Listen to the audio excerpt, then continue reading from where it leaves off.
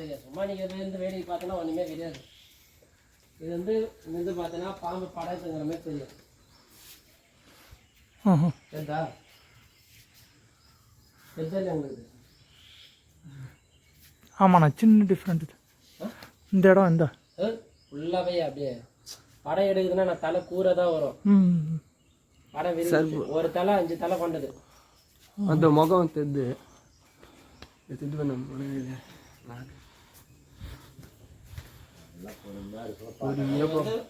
பார்த்தீங்கன்னா நந்தி தேவை. கைலாய மலை எது இல்லை, பெண்ணங்கால் முன்னாக்கால் பட்டுங்கிறது தெரிதா? தெரிதாலே உங்களுக்கு? இது வந்து பின்னங்கால் தொடையோட, அது வந்து முன்னாக்கால் மடிச்சுன்னு மாடு பத்துக்கிறது பார்த்துக்கிறல. அது மேலே இது வந்து நாம பண்ணோம். நாங்கள் தெரியாம பட்டை போட்டோங்க. 4 வேலை அதையும் போட்டோம்.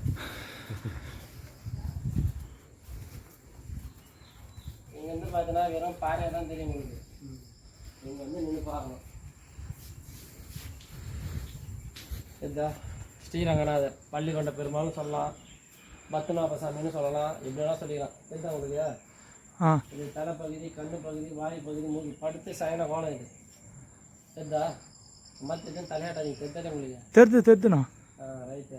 இப்போ பார்த்தீங்களா, இப்போ நீங்கள் பாம்பு ரூபம் கேட்டீங்களா, மேலே தெரிதா? பாம்புடைய தலை. இது வந்து சிம்ம வாகனம் பட்டுங்கிற ஸ்டேஜ். இது வால் பகுதி, கால் பகுதி, முழு பகுதி, தலைப்பகுதி முன்ன. ஓகேவா? மேலே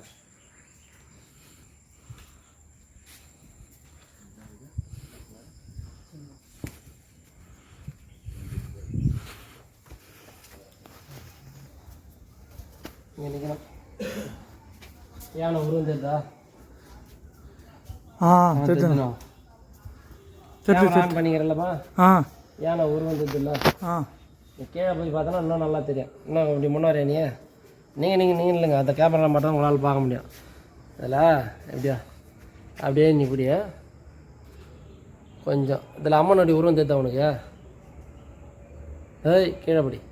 எங்கே தெரியுதா? தெரியுதா? இது அம்மனுடைய உருவம். இது அப்படியே நீ வீட்டுன்னு பாட்டினா இந்த யானையினோட உருவம் நல்லாவே தெரியும். அப்படியே வா, அப்படியே மேலே தூக்கு. நார்மலாக பார்த்தல வெறும் பாறை எதுனா தெரியுதா உனக்கு? வாய் பகுதி, மூக்கு பகுதி, கண்ணு பகுதி, மேலே கிரீடம். இது வந்து பிரம்மதேவன். இந்த பக்கம் ஒரு முகம், அந்த பக்கம் ஒரு 3 முகம். இது கணக்கு புரியுதா? விநாயகர் வந்து நீங்கள் நார்மலாக பார்க்கலாம். இவர் வந்து விநாயக பெருமான். தெரியுதா உங்களுக்கு? உக்காந்துங்கிற ஸ்டேஜ் நார்மலாகவே பார்க்கலாம். இதை இந்த மூலிகை வா, இந்த மூலிகை கேமரா கொஞ்சம் மட்டும் கிளியரன்ஸ் பண்ண தோடி. பின்னாடி வாய் பகுதி, மூக்கு பகுதி, கண்ணு பகுதி, இதை இப்படி கிராஸ் பண்ண கொஞ்சம். இது நீ பகலில் இருந்தீங்கன்னா நான் நல்லாவே தெரியும். இது வந்து அவருடைய ஜடாமுடி. இது வந்து மார்பு பகுதி, இது வந்து தலைப்பகுதி, அடிமுடியை காண. இது வந்து 2 முகம் நல்லா தெரியுதா? பிரம்மதேவர், சிவபெருமான். அடிமுடியை காண போன மாரி இது ஸ்டேஜ். இது அதாவது லிங்கமாக இருந்த பாறை 3ஆக பிளவுபட்டு இந்த அம்மா சுயம்பரம். இன்னைக்கு நார்மலாக நீ படியேறி பார்க்குற, அன்றைக்கெல்லாம் படியில் உன் மேலே நீ நிற்கிறன்னா இன்னும் மேலே 4 பேர் ஏறினா தான் இந்த அம்மா பார்க்க முடியும். அவ்வளோ ஹைட்டில் இருந்தாங்க. இதை வந்து மத்தி இடித்து படியில் மண் கொட்டி இந்த அளவுக்கு பற்றி தலைவர் தான் காரணம். அவர் இல்லைன்னா அந்த கோயிலே கிடையாது. இப்போ இந்த லைனில் பிடிமா ஃபோன் வந்து ஒரு நிமிஷம் டிகே அப்படியே பிடிச்சி கிராஸ் அப்படியே வரேன். இப்படி இந்த அப்படி பிடிக்கணும். அப்படியே இப்படி வந்துடும். Okay right. இப்படி பிடிச்சின்னா இது உருவம் பொறுமையாக பார்க்கணும். இது வாய்ப்பகுதி, கண்ணு பகுதி தெரியாது? இது வந்து நாமம். அதாவது தங்கிச்சியை பார்த்தாங்கல்ல கிராஸில் ஒரு குளிச்சு பார்த்தா நம்ம எப்படி படுப்போம், அந்த ஷேப். இது அப்படியே நிதானமாக பார்த்தீங்கன்னா இது வந்து நிற்கிற ஸ்டேஜ். மார்பு பகுதி இது வந்து 2 பக்கம் பெருமாள் பார்த்தீங்கன்னா 2 பக்கம் ஸ்ரீதேவி பூதேவனுடைய உருவம் இருக்கும். அதுதான் இந்த ரவுண்ட் ஷேப். இது வந்து வயிற்று பகுதி பார், கால் தான் நிற்குது பார். ஒரு குளிச்சு பார்த்து மேலே இது ஒரு கால், இது ஒரு கால். பொறுமையாக பார்க்கணும். நீ பகலில் என்ன தெளிவாக மதியானவா இன்னும் ஃபோன் பளிச்சுன்னு தெரியும். லைட்டாக ஈஸி. அது இந்த பக்கம் தான் ஒன்று பார்க்கலாம். இந்த பக்கம் இந்த கேமரா வச்சுருக்கு. சில நீங்கள் நார்மலாக பார்த்தீங்கன்னா இது மேலே கற்று உங்களுக்கு என்ன தெரியுது? உங்களுக்கு இது மேலே கற்று என்ன தெரியுது? இப்படி கிராஸ் பண்ணு. அப்படி இந்த மாதிரி ஒரு உருவம் வந்துதா? இது மேலேருந்து பொறுமையாக பார்க்கணும். இதுவும் நிதானமாக பார்த்தீங்கன்னா இது 3 பேர் உட்காந்துருப்பாங்க. இது வந்து அப்படியே பார்த்தீங்கன்னா ஆமையாகவும் தெரியும், உனக்கு சோளமாகவும் தெரியும், சிங்கம் 10ங்கிற மாதிரி தெரியும். இது வேறு மாதிரி எத்தனை உருவம்னு சொல்லுது. இதுலேருந்து 14 உருவம். இதுவும் ஒரு மகன் தான்.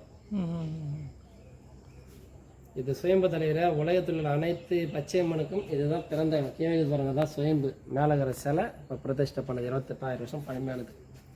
இது வந்து அதாவது சிவனுடைய காலடி தரம். இது வந்து அவருடைய காலடி தரம். அதாவது பொறுமையாக நின்று நிதானிச்சு பார்க்கணும். அதேமாரி உங்களுக்கும் இதில் ஏன்னா உருவம் உங்களுக்கு தெரிந்தா பாருங்கள். உங்களுக்கு சில விஷயத்தில் வந்து ஒரு 7 பேர் நிற்கிறாங்க லைனாக. உணர்ந்தால் மட்டும்தான் அது சும்மா நீங்கள் எதுவும் பார்த்தா எதுவும் பாருங்கள். மனசு இது வந்து அலப்பாய விடக்கூடாது. அதுதான் சொல்கிறது, 2 விஷயம் தெளிவாக வச்சுக்கணும். பகலில் இன்னொரு நாளைக்கு வாங்க, நின்று நிதானமாக ஒரு 12 மணி நேரம் உட்காந்து பாருங்கள், நீங்கள் உங்களுக்கே தெரியும். இது வந்து சொல்ல மாட்டோம். 7 பேர் 6 பேர் வந்து ஃபுல்லாக இருக்கிறாங்க. ஒருத்தர் வந்து இப்போ தான் கை தடவை வந்து 6 பேர் தெரியுறாங்க. எனக்கு 6 பேர் தெரியுறாங்க. ஒருத்தர் தான் வந்து சென்டராக இருக்காங்க. எதுக்கு கரெக்டாக சொல்லுங்க பார்க்கலாம். இந்த சேர்ந்து சேர்ந்துல ஆமாம். தாயை பார்க்க வரும் 3 கோடி தேவர்கள், அதாவது மும்மூர்த்தின்னு சொல்லலாம், நாராயண பெருமான்னு சொல்லலாம், வசிஷ்டன் சொல்லலாம், கௌதம ரிஷின்னு சொல்லலாம், எப்படி வேணால் சொல்லலாம். அவங்க வந்து தாயை பார்க்க வர மாதிரி இது வந்து உருவத்தில் இருக்குது. இன்னும் கொஞ்ச நாள் ஆச்சுன்னா அந்த உருவம் நல்லா பளிச்சுன்னு வரும். இது வந்து நம்ம கெடபா வச்சோ ஒளி வச்சோ செதுக்கல, சுயம்பு இது. மற்றவங்க வந்து என்ன நினச்சிங்கிறாங்கன்னா வாழைப்பந்தில் இருக்கிற பச்சைமை தான் சுயம்பு, உலகத்தில் இருக்கிற மற்றலாம் வந்து சும்மா வச்சதுன்னு. இது வந்து இதுதான் சுயம்பு. இங்கேருந்து கொச்சிக்குன்னு போனதான் ஆற்று. அப்போ வந்து என்னன்னா இது வந்து காடு. ஆம்பளைங்களே கொண்டு வர மாட்டாங்க. எது சொல்லணும், மூவாயிட்டு புதாரே இருக்கும். பாம்பு எங்கே இருக்கும், விஷ வண்டி எங்கே இருக்கும், கறி வண்டி எங்கே, இந்த கச்சிச்சுன்னா உயிரே போடும். அந்த அளவுக்கு புதாராக இந்த இடம். கோயில் வரீங்கன்னா கோயில் வாசல் எவ்வளோ தான் இருக்கும். நம்ம 4 காலில் தான் நடந்து போனோம். அதுமாரி இந்த கோயிலை இன்றைக்கி இந்த அளவுக்கு வச்சுட்டு 3 பெருசாக டெவலப் பண்ணிக்கிறாங்கன்னா அது யோசனை பண்ணிப்பாங்க. இந்த 10 வருஷத்துல இந்த கோயில் இவ்வளோ மாற்றம் ஆகிக்குது. இது நீங்கள் வேண்டிக்கணும். சும்மா நானும் வந்தேன் கும்பிட்டேன் போனேன்னா இதுமாதிரி நடக்குது. அர்ப்பணிப்போட உங்களுக்குன்னு ஒரு தன்னம்பிக்கை, தைரியம், மன வலிமையோட எந்த ஒரு விஷயமா தான் முடியுண்டா நம்மளால் சாதிக்கணும் நம்பிக்கையோடு ஏறி வந்து இந்த அம்மனை நீங்கள் வேண்டிக்கணும் பண்ணால் அடுத்த 100 நாளைக்குள்ளே 4 ஏழு 4 அன்றைக்கி நம்ம நம்பிக்கையோடு பண்ணால் நல்லதே நடக்கும். நம்பிக்கையோடு செயல்பட்டு பாருங்கள்.